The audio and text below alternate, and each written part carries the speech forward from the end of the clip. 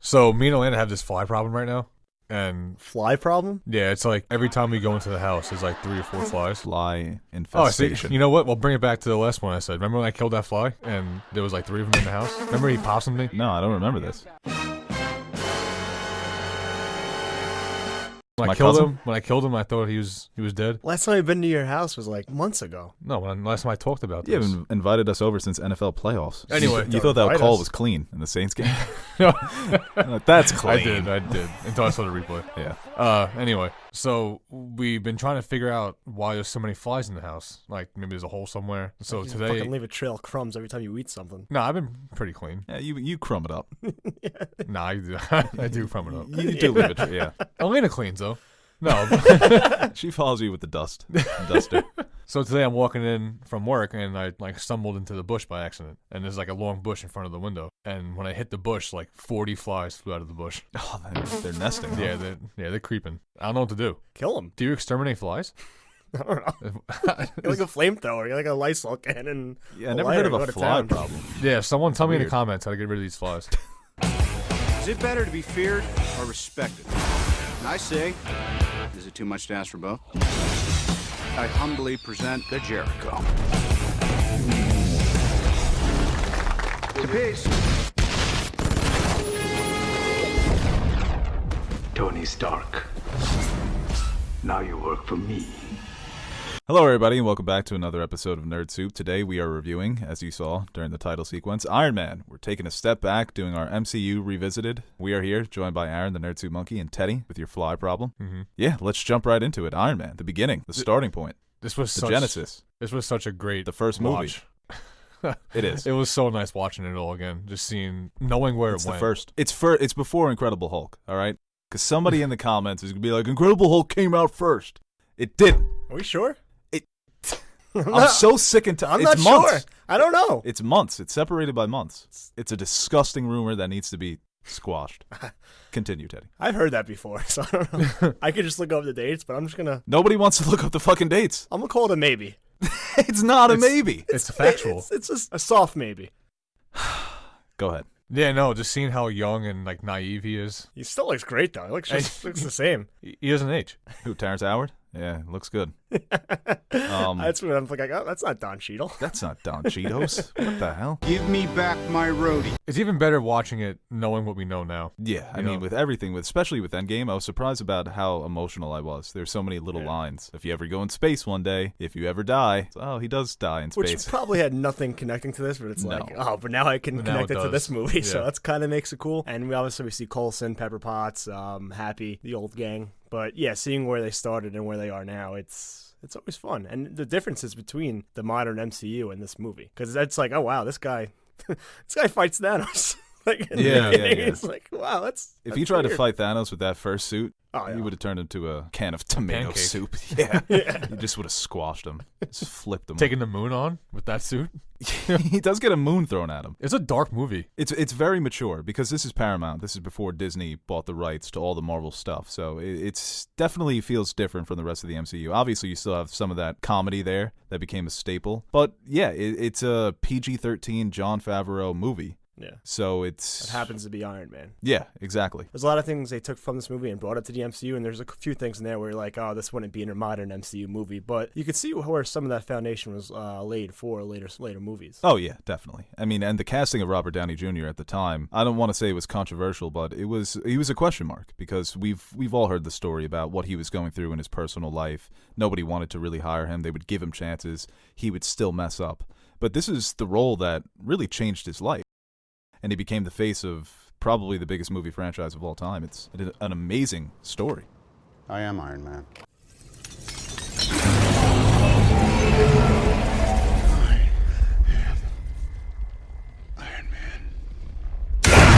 You know, I'm juggling. I'm like, hold on. You're just juggling? Yeah, I wish. I wish I could juggle. Why are you juggling during our review?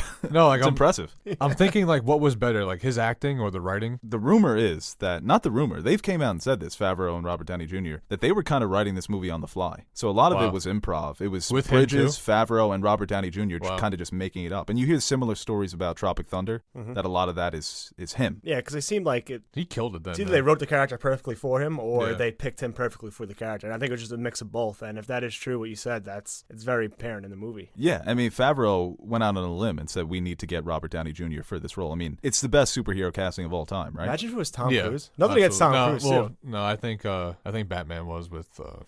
I don't know. Oh, he's so much better that you can't even What remember the hell's it. his name? Oh, George Clooney. Adam West. No, Val Kilmer? Val Kilmer. Dicks. I can't think. Christian I'm Bale. Kevin Conroy. Yeah, Christian Bale.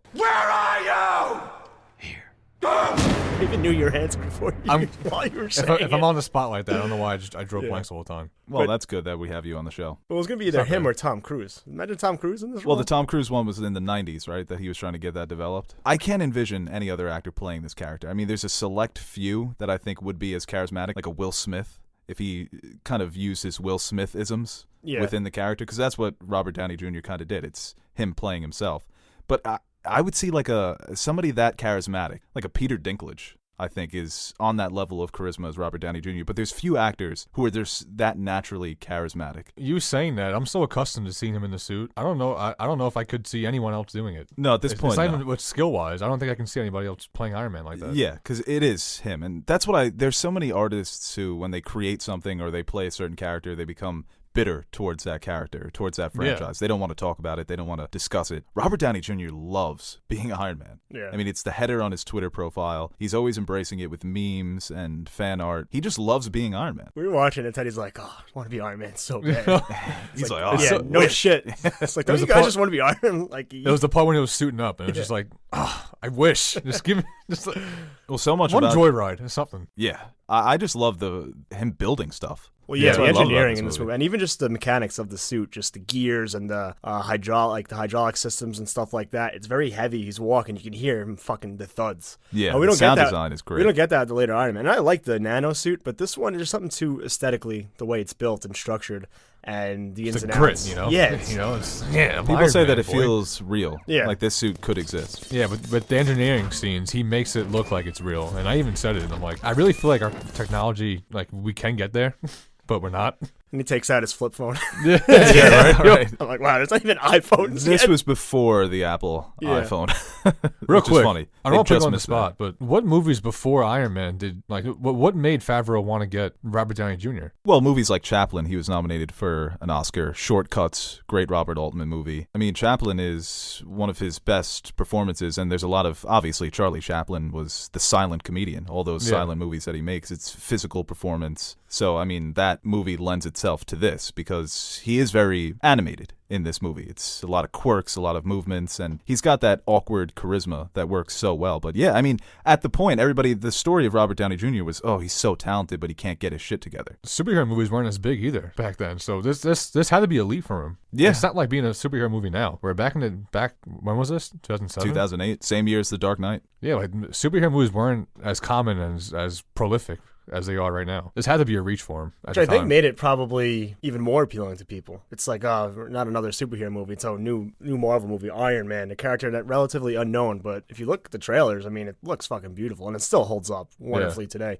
even comparing it to something like Endgame. So like being like one of those first superheroes, that's why like Tobey Maguire, Christian Bale, Robert Downey Jr. Right when that age that really set off what we the modern day superhero films as we know it. It's kind of cements him as one of the forefathers of that. Yeah, definitely. And this movie, we're having the discussion now, what's better, film or television? And in television, you have more time to develop your character. But this is a case of perfect character development in under 2 hours. Yep. You once made the criticism that he kind of goes through the same arc over and over again in the different movies. Yeah. And he kind of does. Well, he had a hero arc and redemption arc within this film. Yeah. And it's interesting, you know. Realized he made a mistake, that people were using his weapons and killing people, and he's like, I got to handle this by myself. Something a selfish person who won't take one for the team, like Steve says in Avengers, which he also does the same thing again, but I don't mind it. That but man's always taking one for the goddamn team.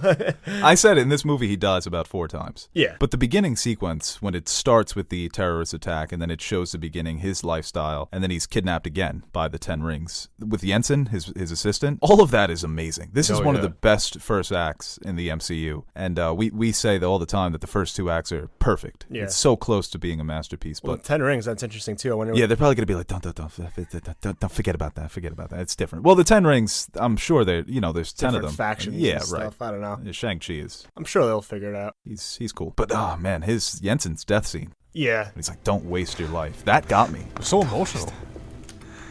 Don't waste your life. Yeah. That man basically saved the world.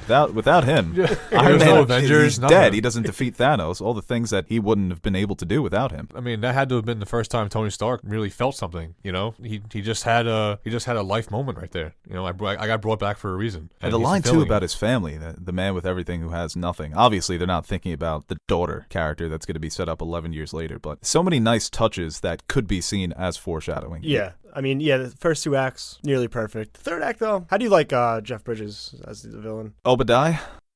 I think he's great. He's great until the end. Pre armor, he was really good. Yeah, because he's Jeff Bridges as a villain. You made- He's fucking that was Jeff awesome. Bridges. You made a really, really great comparison of him being. I'm gonna stutter. Lex Luthor? Yeah, so I'm gonna stutter. I can't say it. So take it over when I say it.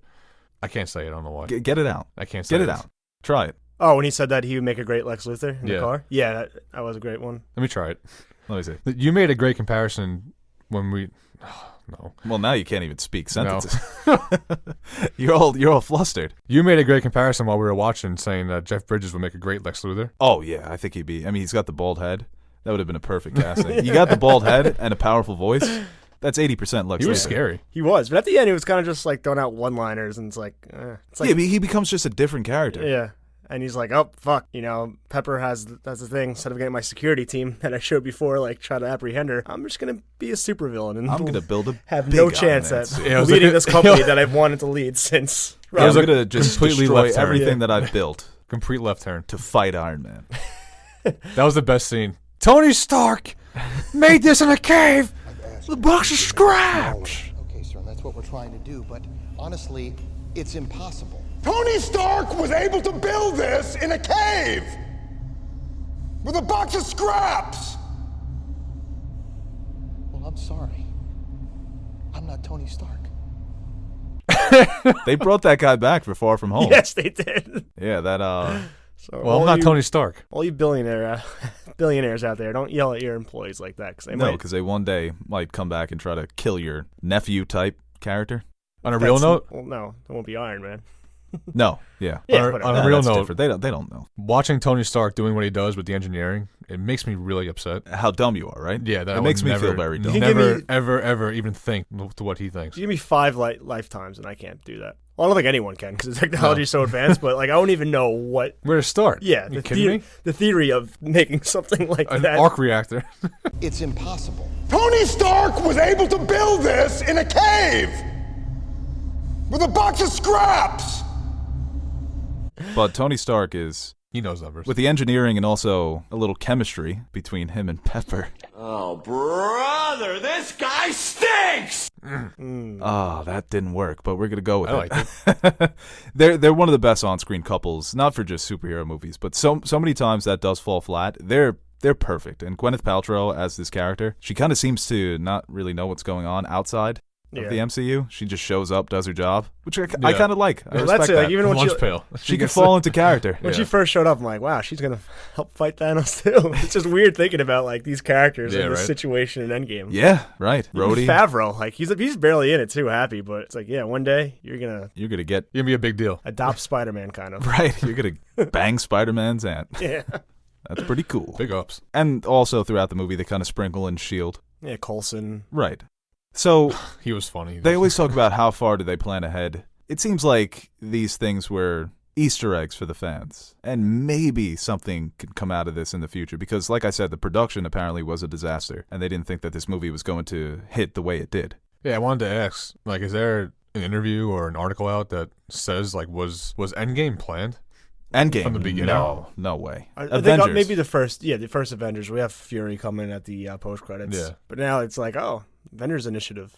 And you think back to Captain Marvel and stuff like that. Same thing with Coulson. It's kind of cool when you connected, even though they had no idea any of that was probably going to happen. Isn't it cool knowing now that, like, when he met up with Tony Stark, like, he knew about Captain Marvel?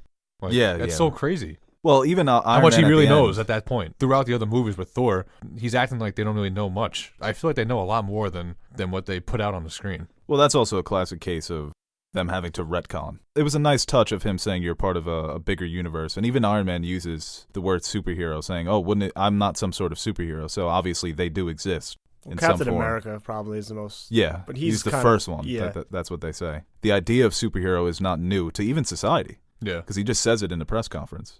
It is one thing to question the official story and another thing entirely to make wild accusations or insinuate that I'm a superhero. I never said you were a superhero. Well, that'd be super cool.